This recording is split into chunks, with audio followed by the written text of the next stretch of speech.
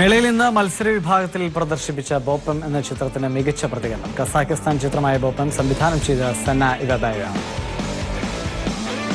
അമ്മയുടെ മരണത്തിന് കാരണക്കാരായ പോലീസ് ഉദ്യോഗസ്ഥനെയും അയാളിൽ നിന്നും കൈക്കൂലി വാങ്ങി കേസ് ഒഴിവാക്കിയ സ്വന്തം പിതാവിനെയും കൊലപ്പെടുത്തുന്ന റയാൻ എന്ന 14-കാരന്റെ കഥയാണ് ബോപ്പം.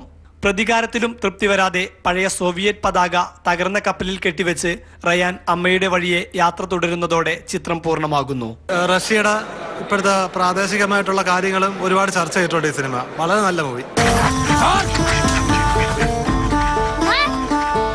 മത്സര വിഭാഗത്തിൽ തുർക്കി ചിത്രം entanglements, Jalal story, project of the century എന്നിവയും ചൊവ്വാഴ്ച മേളയിൽ പ്രദർശിപ്പിച്ചു. മാതൃഭൂമി ന്യൂസ്, തിരുവനന്തപുരം.